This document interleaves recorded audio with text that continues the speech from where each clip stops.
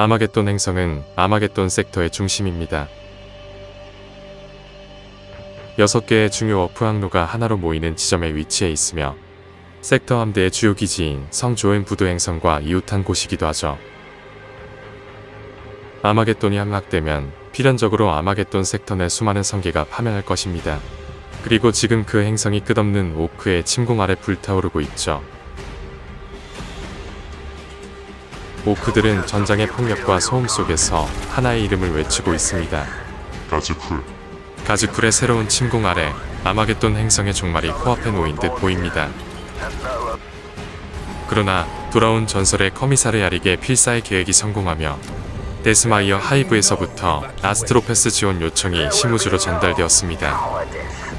그리고 그 메시지는 울트라마린의 챕터 마스터 마니우스 칼카에게도 닿았죠. 4차 타이라니드 전쟁의 핵심 전역이었던 바스티오르 서부 섹터에서 막 철수한 칼가는 인도미투스 성전함대 섹스투스 함대와 협력하여 아마겟돈 서브 섹터 방어군을 설계하였습니다. 칼가는 아마겟돈과 이웃한 보스 프라임 행성을 집결지로 여러 형제 챕터들을 불러 모았고 그리하여 여러 전역과 행성에서 10여 개의 챕터들이 하나로 뭉쳤습니다. 그렇게 칼가는 몇 주 만에 아마겟돈을 공격할 강력한 군대를 소집했고 마침내 아마겟돈을 해방시킬 임페라토르 작전이 시작되었습니다. 죽음의 천사들. 보스 프라임에 집결한 챕터들은 상당수가 인도미투스 성전함대 섹스투스 소속이었습니다. 그러나 마린즈, 말레볼런트, 스톰로드처럼 우연히 소집령을 수신한 챕터들도 있었죠. 이들의 병력 규모는 챕터별로 편차가 컸는데 울트라마린과 블러드 엔젤은 소규모 타격대 수준이었지만 크림슨 피스트, 블랙가드 등의 챕터는 여러 중대와 수십 대의 전차 및 중형 자산을 보유하고 있었죠. 이처럼 복잡하고 거대한 작전의 성공을 위해 칼가는 신임하는 형제에게 첫 공세의 지휘를 맡겼습니다. 바로 이중대 루테넌트 에오스루스로 그는 명예 캡틴의 지휘로 타 챕터 영웅들과 동등한 위치에 서게 되었죠. 그는 칼가의 정교한 전략을 수행하고 최초 상륙작전을 성공적으로 완수하는 임무를 수행하였으며 곧 아스타르테스 연합군은 5전구로 분산되어 각자의 주요 임무를 할당받았습니다. 임페라토르 작전 시점에 아마게돈 행성 전쟁은 총 5개의 분쟁 지역으로 구분되고 있었습니다. 마침내 칼가의 총지휘 아래 스페이스 마린 연합군들은 각자의 전구에 배치되었죠. 먼저 볼카누스 전구는 볼카누스, 템페스토라, 데스마이어 하이브가 포함된 분쟁지로 울트라마린, 블러드 엔젤, 셀라멘더, 셀레스티얼 라이온 등의 챕터 공습군들이 배치되었습니다.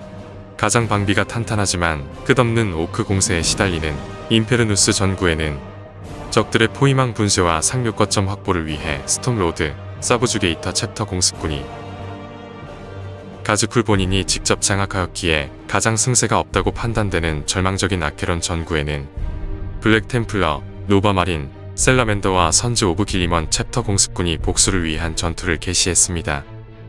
또한 광염 황무지의 오주환과 각종 동력 및 발전시설의 방어를 위해 블러드 엔젤, 아이언 핸드와 블랙 드래곤 챕터 공습군이 방어 임무에 나섰으며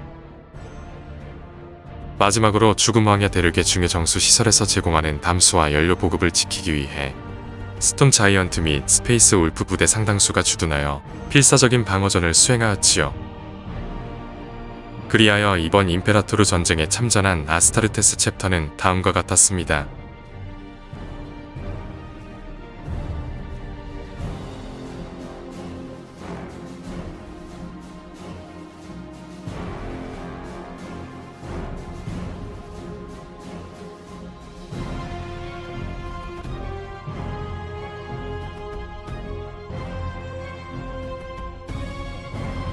날뛰는 오크들. 가즈쿨의 혁신적인 순간이동 장치 메가 텔리쇼카를 통해 아마게돈을 침공한 이후 악명 높은 폭주족 군주 어즈다카 거츠맥이 선봉으로 오크 침략자들을 이끌었습니다. 적절한 순간까지 기다린 가즈쿨 본인은 마침내 아케론 하이브의 몸소 행차했고 굳건히 버텨내던 하이브는 가즈쿨의 기암 킬레카의 폭격과 쏟아지는 오크락 공습 아래 최후를 맞이했죠. 아케론 하이브와 타르타로스, 유명한 헬스리치 하이브의 방어선조차도 무너지고 아마게돈 세쿤두스 대륙이 가즈쿨의 소나기에 놓이며 승리가 가즈쿨의 소나기에 놓이는 듯 보였습니다. 그러나 이제 스페이스 마린들이 도착했고 그들은 행성의 멸망을 받아들일 생각이 없었습니다. 성조연 내 부두 전투를 시작으로 행성의 주요 대륙과 전선으로 드라포드와 선더호크가 하늘을 밝혔습니다. 그렇게 임페라토르 작전이 본격적으로 시작됐습니다. 여러 대륙과 전장의 스페이스 마린들이 하늘에서 강림하여 오크에게 분노와 복수를 토해냈습니다. 그러나 그들의 수는 적은 반면 가즈쿨의 녹색 물결은 끝이 보이지 않았죠. 전투의 현장. 오크의 두 차례에 걸친 침공에 의해 불카누스 하이브는 부분적으로 함락되며 위기 상황에 놓였습니다. 그러나 블러드 엔젤의 오중대장 샌디니가 이끄는 스페이스 마린 지원군이 이곳에 도착합니다. 샌디니의 지휘 아래 생기니우스의 아들들은 그동안 도시를 압박하고 있었던 오크 무리들을 마치 거대한 창날처럼 가르며 이전까지 무분별하게 날뛰던 오크들을 자비 없이 학살했지요. 볼카누스 하이브의 우주왕을 수복한 샌디니의 블러드 엔젤 군대는 이후 네크로폴리스 호크 공습군과 합류하여 볼카누스산 우주벙이 요새로 향했습니다. 이 거대한 대포 요새는 궤도 방어용이었으나 오크들은 요새를 정복한 이후 도시들로 포문을 돌렸습니다. 거대한 요새 궤도 대포들의 사거리 안에 들어온 제국민들은 매일 불안에 떨며 살고 있었죠. 그때 두 챕터의 스페이스 마린들이 강습선과 점프팩을 통해 번개와 같이 요새를 급습했습니다. 그날 수많은 오크들이 요새 성벽 아래로 떨어졌고 요새는 다시 인류제국의 손에 들어왔지요. 이어서 중대장 샌디니는 명예 중대장 에오스루스와 함께 볼카누스 군도 정복에 나섰습니다. 채플린 라페온의 엘리트 점프팩 부대가 울트라마린 랜드스피더들의 지원 아래 섬탈환에 나섰죠. 그들은 전투기와 수송선에 탑승하여 여러 섬을 누비면서 기치제그의 오크들을 상대했습니다. 무자비한 공습으로 다수의 오크 공수부대 및 차량을 파괴하였으나 승리는 아직까지 먼 상태이지요. 여담으로 이 전투는 지금 보고 계신 아마게돈 시네마틱의 배경이기도 합니다. 영상에서 점프백을 착용한 채플린과 벵가드 베테랑들은 오크들을 상대로 처절한 전투를 벌이지요.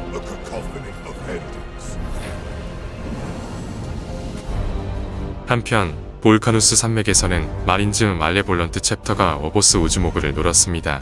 그러나 산중 요새 공략전은 실패하고 중대장 우마즈가 부상을 당하자 그들은 복수를 다짐하며 일단 물러났죠. 볼카누스 산맥을 지나는 유일한 통로인 마네임 협곡에서는 셀레스티얼 라이온과 엔젤스 이레디컨트 챕터가 기스파야 멜타 폭발물로 가간트 등의 적 거대 구조물들을 파괴했습니다. 이때 소문에 따르면 일부 밀리타룸 가드맨들이 검게칠해진 갑주와 불길로 타오르는 마린들이 마린 기준으로도 놀라운 내구도를 보여주면서 오크들을 학살하는 것을 보았다고 합니다. 템페스토라 하이브는 이전부터 빅 맥 글리치 투프가 점령한 오크 영토였기에 중요도가 적었지만 스컬 베어러 및 마스터즈 오브 프로텔루스 챕터 타격대가 이곳의 오크들을 견제하기 시작했고 하이브와 맞닿은 바다의 거대 잠수정들을 띄워 볼카누스 군도를 침공하려는 글리치 투프의 계획을 막고자 페넘브럴 탈론 챕터의 벵가드 마린들이 은밀하고 효율적인 파괴 공작을 펼쳤지요. 또한 템페스토라 서쪽에서 오크들을 막는 모르페온 전선이 붕괴 위기에 놓이자 마스터즈 오브 프로텔루스와 스컬베어러 지원군이 워보스 투그롯의 공격에 놓인 가드맨들에게 향했죠. 모르페온 전선의 요충지는 이그노스 요새였는데 투그롯이 이끄는 배트레건 등의 조잡하지만 강력한 오크 차량들이 이곳에 참호와 사로 벙커의 밀리타룸 병력들을 학살했습니다. 가드맨들의 결의가 무너지려는 순간 스컬베어러 마린들이 강습하여 그들을 몰아냈으나 워보스 투그롯은 계속해서 오크 차량들을 쏟아내며 모르페온 전선을 위협하고 있죠. 한편 데스마이어 하이브는 존경받는 커미사르 야릭이 방어를 지휘하고 있었는데 이때 화이트 스카와 블랙가드 챕터의 지원군이 지원군으로 도착하며 방어자들에게 희망을 주었습니다.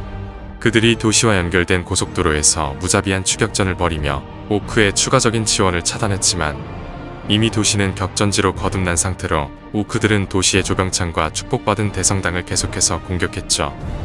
또한 도시 동부의 황야에서는 와즈다카가 이끄는 스피드화가 날뛰고 있고 적도 정글 방향에서도 다른 오크 부족들이 쏟아지고 있기에 데스마이어의 상황은 악화되고 있습니다. 한편 근처의 황제의 눈 관측소에서는 아이언핸드 공습군이 배치되어 관측소 방어와 보수에 나섰고 도시에서 특히 중요한 수렁 정박지에는 엠퍼러스 스피어 공습대가 배치되어 항구의 정상화에 나섰습니다. 야릭은 만약 도시가 함락되는 상황이 발생하면 수렁 정박지 항구를 통해 해상으로 탈출할 계획이었기에 항구를 노리는 워보스 스컬크럼파의 오크 대군은 반드시 막아내어야만 했습니다. 야릭이 이끄는 아마게돈 스틸리전 가드맨들의 지원 아래 로드 트레베인이 이끄는 엠퍼러스 스피어 마린들은 수백 오크들을 학살했으나 항구에서의 싸움은 아직까지 치열합니다. 전쟁은 방사능과 포탄 구덩이, 잔해만이 가득한 황무지인 앤스란드 평원에서도 이어졌습니다.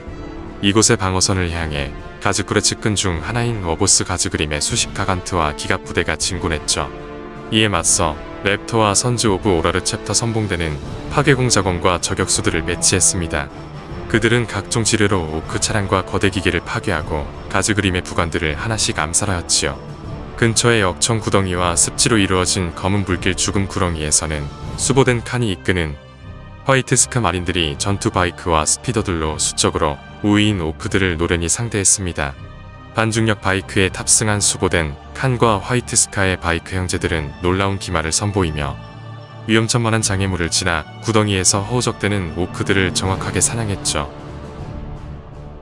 아마게돈 프라임과 세쿤두스 대륙 사이의 적도 밀림 지역은 오래전부터 오크들의 터전으로 가즈굴의 새로운 침공 직전까지도 제국 측은 이 정글을 완전히 파괴하려 시도하였지만 실패했습니다. 밀리타룸과 기계교 정화 군단이 고엽제와 화염방사기로 숲을 불태우려 시도했지만 밀림에 가득한 야만 오크 부족들은 오히려 더 신나게 날뛰며 그들과 포화를 주고받았지요. 그러나 이제 스페이스 마린들, 그것도 화염 전문가인 셀러맨더 챕터의 6중대가 투입되었습니다. 이미 불타는 대지 위로 어그레서 및 임페르누스가 배치되어 최대한의 오크 방멸을 개시했지요. 그러나 불길은 워보스 우르크피스트의 드레드팽 부족이 밀림을 벗어나 임페르누스 하이브로 향하게 만들었고, 셀러맨더는 그들을 막고자 노력했으나 루테넌트 볼셰르가 전사하는 등 거듭 실패하고 있죠. 적도 정글을 가로질러 두 대륙을 연결하는 다리들 중 마지막으로 남은 미노스 대교에서는 스톰로드 챕터와 블랙 템플러 챕터가 불을 피해 진군하는 오크 대군을 협동 타격하였습니다. 스톰로드 측 중대장 세드리스는 치열한 전투 끝에 워보스 모르보그에게 목숨을 잃었으나 헬드스트롬이 이끄는 블랙 템플러 병력은 그 사이 다리를 확보하고 오크들을 다시 정글로 몰아냈죠. 현재 행성 총독부가 위치한 도시는 가장 단단한 방어를 자랑하는 임페르누스 하이브입니다. 이곳에 셀러맨더의 챕터 마스터 투샨이 지휘소를 설치하고 전구의 작전을 지휘하고 있지요. 임페르누스 하이브 동쪽의 디아블로 산맥에서는 셀러맨더가 방어를 담당하고 있으며 남쪽의 스티기안 방벽에서는 기계교 세력과 서부주 게이터 챕터가 오크들을 막아내고 있죠. 전설에 따르면 아마겟돈 최초의 하이브라 알려진 헬스리치는 이전 황제 승천의 성당에서 벌어진 제플린 그리말두스의 처절한 전투에서 고무된 방어자들이 치열한 저항을 이어가고 있었습니다. 에드문 워보스 드레크넛과 그의 스톰파들이 이끄는 오크들에 의해 도시가 다시 위기에 처한 때에 크림슨 피스트의 중대장 파라디스 안토의 4개 중대가 헬스리치에 도착했습니다. 엔젤스 이레디컨트, 스톰로드 챕터가 하이브 북쪽의 요새화 방어선 탈환 작전에 나선 동안 크림슨 피스트는 일명 그랜딜 관문 항구에 들끓는 오크들을 향해 공습에 나섰습니다. 원래 그랜델 관문은 헬스리치와 닿아있는 바다 대부분을 덮은 흥성했던 항구였지만 지금은 오크들의 끝없는 공습에 무너지고 오크들에 의해 뒤덮여 차단된 상태였습니다. 하이브 항만의 수비대가 앞에서는 녹색 물결, 뒤로는 거센 바다 사이에 몰려 갇혀있을 때 죽음의 천사들이 도착하자 시민들 사이에서 격한 환영과 감격의 눈물이 쏟아졌습니다. 안토의 명을 받은 루테넌트 산타라와 라이브러리안 피에로의 스페이스 마린들이 공격하니 그랜딜 관문 전체로 위열낭자한 전투가 번지고 유출된 프로메슘이 수면을 불태웠지요. 아케론 하이브는 최근 가즈굴에 의해 단 하루 만에 지휘부가 몰살당하며 함락되었습니다. 그러나 도시 서쪽의 햄록 방어선은 일종의 피난소로 아직까지 버티고 있었지요. 탐욕스러운 빅맥 터프곱이 거대한 고카넛, 모카넛과 스톰파를 이끌고 몰려오고 있으며 선즈 오브 길리먼 챕터가 위태로운 방어선을 어떻게든 유지하면서 사람들을 구하기 위해 분투하고 있죠. 한편 피난민과 생존 병사들을 쫓아 아케론 하이브 지하로 들어온 오크 추격자들에 맞서 노바마린의 막강한 전차 부대가 배치되어 협소한 도시 지하에서 수많은 오크들을 학살했습니다. 타르타로스 하이브는 2차 전쟁 당시 아마게돈 세쿤두스 대륙의 방어 핵심이었으나 막대한 피해를 입은 덕에 지금 하이브의 방어 태세는 턱없이 모자른 상태입니다. 워보스 그림스카가 이끄는 오크 부족이 햄록 지하 터널을 건너 도시 내부를 기습했고 턱없이 모자른 방어부는 순식간에 밀리며 오크들에게 항복하거나 죽임을 당했죠. 소수의 저항 세력이 오크를 하나라도 더 죽이려고 분투하고 있었지만 대부분의 스페이스 마린들은 임페르누스와 헬스리치의 전력을 집중하는 냉정한 선택을 내렸죠.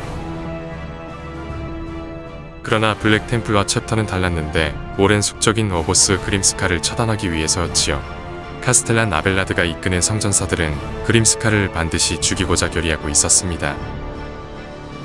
동시에 타르타로스의 서부 제조지구에서는 레드탈론과 스톰 자이언트 공습군이 배치되어 미완성된 차량과 비축탄이 오크들에게 발견되는 것을 막기 위한 회수작전에 나섰죠. 오래전 2차 아마겟돈 전쟁 당시 가즈쿨에게 완전히 파괴된 하데스 페어에서는 오크들이 한때 도시였던 페어 크레이터 위에 초대형 텔리포타 시설을 만들고 있었습니다. 다른 챕터들이 하이브 도시의 생존과 안정화에 집중하고 있는 동안 랩터 10중대는 이곳의 각종 목표물을 궤도 폭격 유도로 파괴하고 텔레포트 신호기를 설치하고 있죠. 하데스 하이브 북쪽의 화산인 오크산에서는 아드고베 오크 전투기들이 인근 대교를 폭격 중인데 이를 저지하기 위해 호크로드 챕터의 스페이스 마린 전투기들이 지속적으로 공중전 중입니다. 행성 남극인 죽음 황야는 제국 측의 중요한 산업자원과 식수를 제공하고 있었으며 스페이스 울프 챕터가 가즈쿨의 명령을 받은 오크 워보스들에 맞서 지역을 사수하고 있습니다.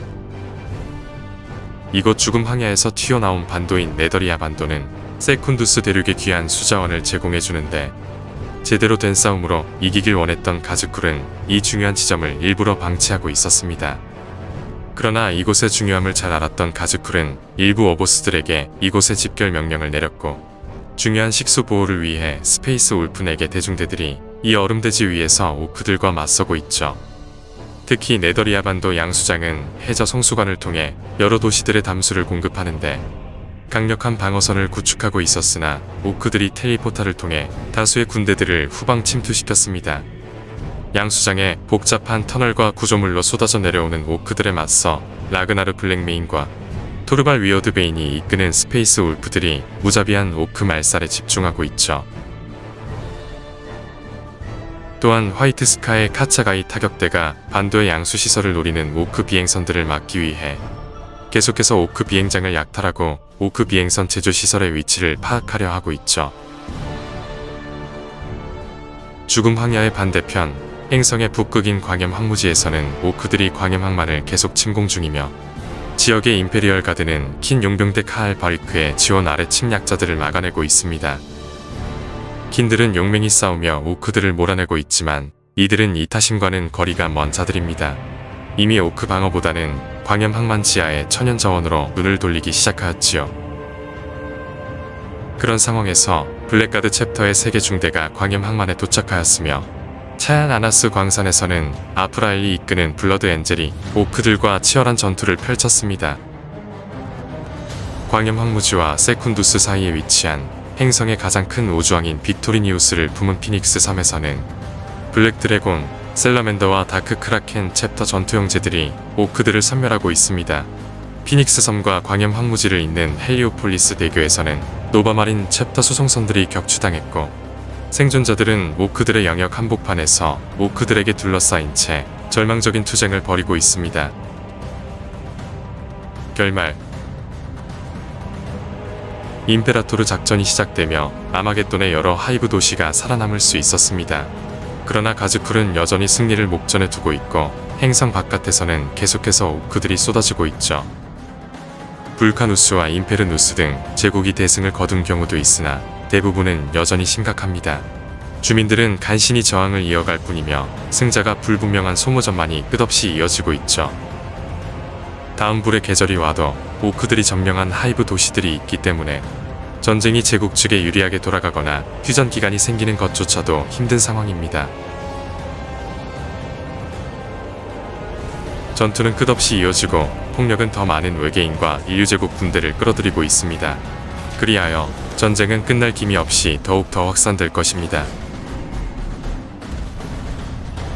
방어자들에게 승리로 향하는 길은 너무나도 좁고 험난하게만 느껴지고 있습니다. 그러나 황제의 천사들이 그들과 함께하고 있기에 희망의 불씨는 희미하게 남아 빛나고 있습니다.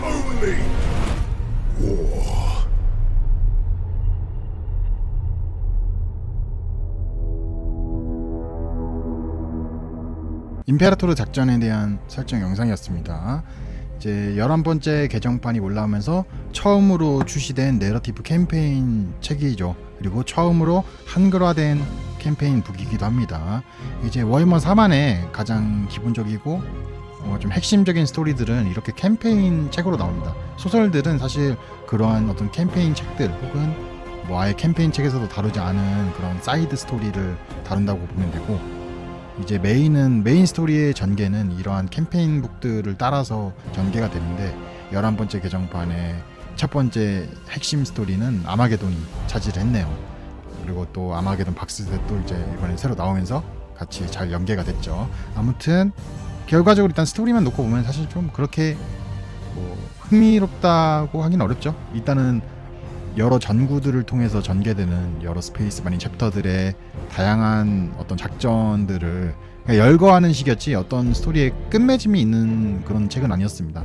하지만 일단 한글화가 첫 번째로 돼서 이제 번역을 더 이상 할 필요가 없다는 게 저는 너무나도 좋았네요. 사실 번역하는 것도 정말 일입니다. 물론 이게 각 잡고 그냥 읽으면은 금방 하루가 한두 시간이면 다 끝나겠죠. 책이 두꺼운 것도 아니니까요. 하지만 이거를 이제 여러분들을 위해서 대사를 쓰기 위해서 텍스트로 이걸 또 다시 번역을 치환을 하고 또 대사를 거기서 또 짜는 게 개인적으로는 정말 좀 빡세긴 하거든요. 게다가 제가 노는 것도 아니고 일하기 때문에. 그런데 한글화가 되어 있어가지고 이제는 거기서 이제 텍스트만 읽고 핵심 줄거리만 요약을 해서 대사를 만들면 되니까 많이 좀 쉬워지는 느낌이 나죠. 아무튼 한글화 수준에 대해서 좀 더 첨언을 해드리면은 괜찮았습니다. 그냥 전반적으로 한글화 수준은 아주 좋았습니다. 간혹 읽히지 않는 부분이라든가 음차가 좀 어색한 부분이 살짝 있었지만은 전반적으로는 완전히 좋았습니다. 점수로 치면은 10점 만점에 8, 9점? 8.5 주겠습니다. 저는 개인적으로. 그 정도입니다. 앞으로도 또 번역 이 정도면 정말 기대가 되는 번역이라고 할 수 있겠네요. 아무튼 여기까지입니다. 재밌게 봐주셨다면 좋아요, 구독, 추천, 슈퍼땡스까지 해주시면 감사하겠습니다. 늘 황제께서 가호하시길. 지지!